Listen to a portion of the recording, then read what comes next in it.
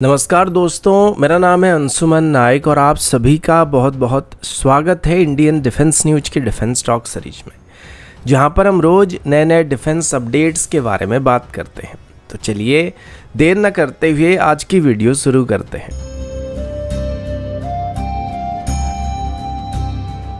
आज की पहली अपडेट मेल और हेल क्लास की यूएवी को लेके, और अभी भारत की तरफ से अपनी खुद की मेल और हेल क्लास की यूएवी को डेवलप करने की कोशिश किया जा रहा है। हालांकि इसमें अभी भारत को कई चैलेंजेस का सामना करना पड़ रहा है, क्योंकि भारत की इंडिजिनस मेल यूएवी प्रोग्राम की बात करें तो आर्चर इंजन को लेके अभी तक फंडिंग नहीं किया जा रहा, और सेम टाइम पर रुस्तम 2 या तापस यूएवी की बात करें तो इसको लेके भी हम कोई नतीजे पर नहीं पहुंच रहे हैं, क्योंकि अभी तक आर्मी की तरफ से एयरफोर्स की तरफ जो टेक्निकल रिक्वायरमेंट को रखा गया था ये उसको पूरा नहीं कर पा रहा है। इसी वजह से भारत की ज़रूरतों को देखते हुए इजराइल की एल्बिट सिस्टम की तरफ से अभी भारत के साथ मिलकर जॉइंटली एक यूएवी को या मेल यूएवी को डेवलप करने का प्रपोजल दिया जा रहा है।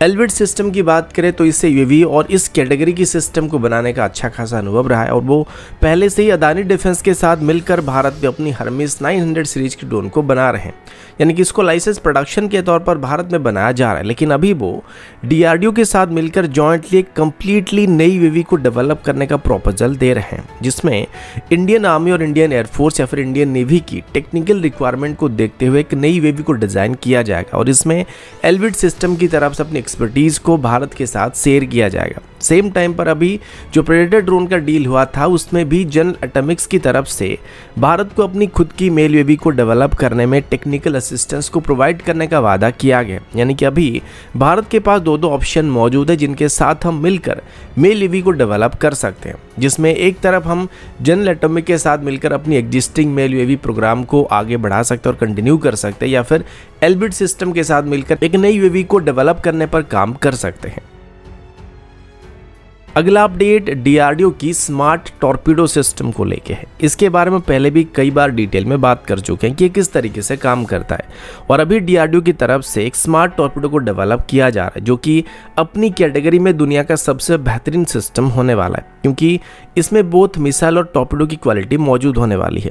जिस वजह से इसकी रेंज 600 से 700 किलोमीटर या उससे ज़्यादा होने वाली है, जबकि एक आम टॉर्पीडो की रेंज 25 किलोमीटर से 50 या 60 किलोमीटर तक मैक्सिमम होता है। तो इसी वजह से डीआरडीओ की स्मार्ट टॉर्पीडो को भी टॉर्पीडो का फ्यूचर बताया जा रहा है। इसकी एक और खास बात यह भी है कि ये हमें नॉर्मल क्रूज मिसाइल या एंटीशिप मिसाइल की तरह स्ट्राइक रेंज को प्रोवाइड करता है, लेकिन इसका कॉस्ट नॉर्मल मिसाइल के मुकाबले काफ़ी कम होने वाला है, और ये एक मेजर कारण है जिस वजह से अभी डीआरडीओ की तरफ से इसके डेवलपमेंटल टेस्ट को कंप्लीट करने से पहले ही इन सिस्टम्स को खरीदने के लिए फॉरेन कंट्रीज की तरफ से इंटरेस्ट दिखाना स्टार्ट किया जा चुका है। खास करके अभी अफ्रीकन कंट्रीज और साउथ ईस्ट एशियन कंट्रीज की तरफ से इस सिस्टम को खरीदने का प्लान बनाया जा रहा है, जिनके पास मॉडर्न सोफिस्टिकेटेड एंटीशिप मिसाइल को खरीदने का बजट नहीं है। वो अपनी कोस्टल डिफेंस को बेहतर करने के लिए स्मार्ट टॉर्पीडो सिस्टम्स को खरीदने की प्लानिंग कर रहे हैं, और जितने भी साउथ ईस्ट एशियन कंट्री इसमें खरीदने में इंटरेस्टेड है या इस सिस्टम को एक्वायर करना चाहते हैं, वो सभी लगभग चाइना को ही काउंटर करने के लिए इसको खरीदना चाहते हैं। तो ये फिलहाल डीआरडीओ के लिए एक बहुत ही बड़ी सफलता होने की उम्मीद किया जा रहा है, जिसमें हम खुद इस सिस्टम को अपनी सर्विस में इंडक्ट करने से पहले ही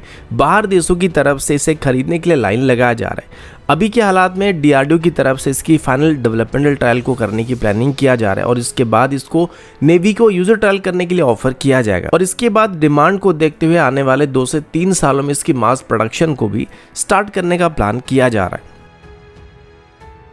अगला अपडेट तेजस MK2 की तरफ से है। हाल ही में ही नेशनल एरोस्पेस लैबोरेटरी की तरफ से अपने एनुअल रिपोर्ट में ये कंफर्म किया गया था कि उन्होंने तेजस MK2 के एक्टिव इलेक्ट्रॉनिकली स्कैन्ड एरे यानी कि AESA रडार के लिए रैडोम कंपोजिट स्ट्रक्चर और उसके साथ रिलेटेड पार्ट्स और स्ट्रक्चरल डिजाइन और एनालिसिस को सक्सेसफुली कंप्लीट कर लिया है।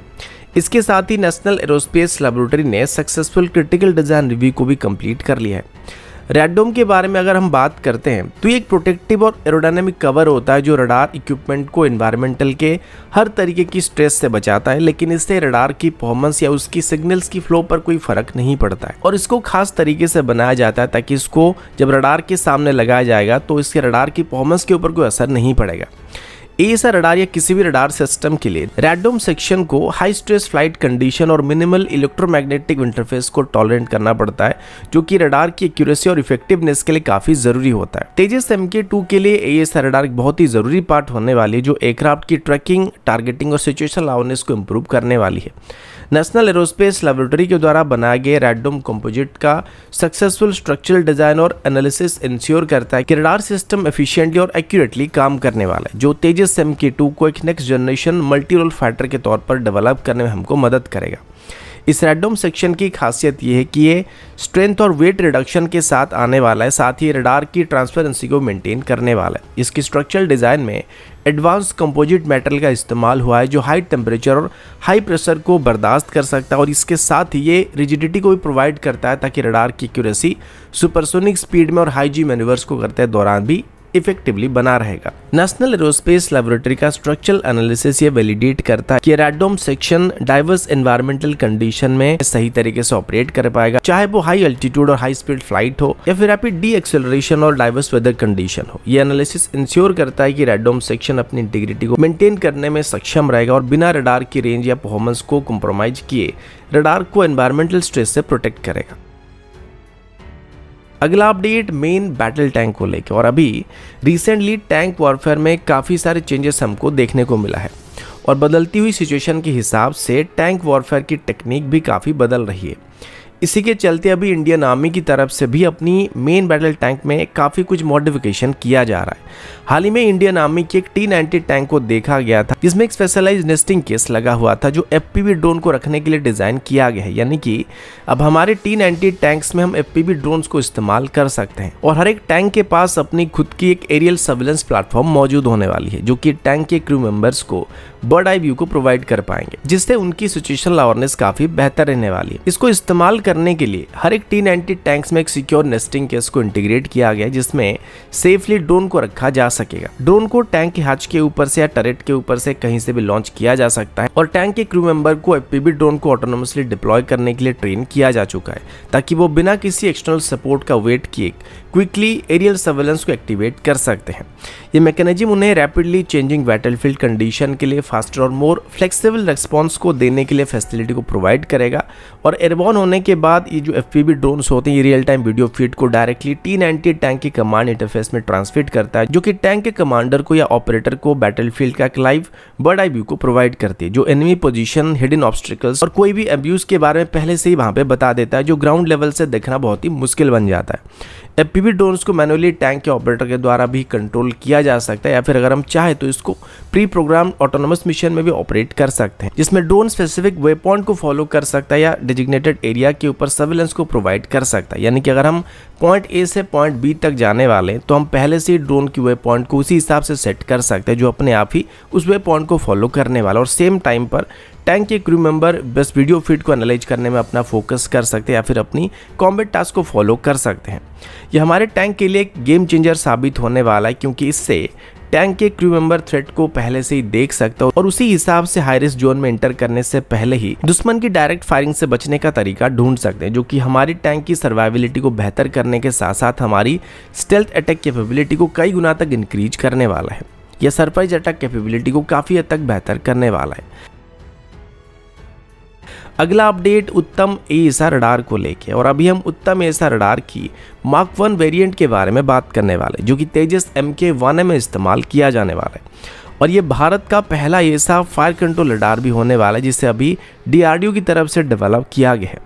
इनिशियली प्लान किया गया था कि तेजस MK1 की 41st यूनिट से ही उत्तम AESA रडार का इस्तेमाल करना स्टार्ट कर दिया जाएगा, लेकिन अभी ये बात बताया जा रहा है कि अब इनको तेजस MK1 की 51st यूनिट से इंटीग्रेट किया जाएगा। इस बीच DRDO की तरफ से बताया गया था कि वो अभी उत्तम AESA रडार की मार्क 1 वेरिएंट की फाइनल कन्फिगरेशन को फिक्स कर चुके हैं, और इसमें पहले के मुकाबले थोड़े चेंजेस कर दिए गए हैं, जिस वजह से थोड़ा डिले हुआ है, लेकिन इन चेंजेस की वजह से इसकी परफॉर्मेंस पहले के मुकाबले काफ़ी बेहतर होने की उम्मीद किया जा रहा है। पहले तेजस MK1 में जो उत्तम AESA रडार लगने वाला था, उसमें 720 से 780 के आसपास TR मॉडल होने की बात की गई थी, लेकिन अभी ये बात बताया जा रहा है कि अब इसमें 980 के आसपास है, उससे ज़्यादा TR मॉडल का इस्तेमाल किया जाने वाला है, क्योंकि पहले सेट किए गए रेंज से अब बेहतर रेंज और ट्रैकिंग कैपेबिलिटी प्रोवाइड करेगी। इसके अलावा भारत इलेक्ट्रॉनिक लिमिटेड ने अब उत्तम ऐसा फायर कंट्रोल रडार की फैब्रिकेशन को भी शुरू कर दिया है, जो तेजस MK1A प्लेटफॉर्म पर इंटीग्रेट होने वाले हैं। ये रडार वेरिएंट तेजस MK1A के लिए स्पेशली डिजाइन किया गया था और ये तेजस MK1A की एवियोनिक्स और मिशन कंप्यूटर के साथ कॉम्पैक्टेबल होने के लिए एक्सटेंसिवली टेस्ट भी किया जा चुका है। उत्तम ऐसा रडार का सक्सेसफुल इंटीग्रेशन तेजस MK1A पर होते ही इंपोर्टेड रडार सिस्टम पर हमारी डिपेंडेंसी धीरे धीरे कम होने लगेगी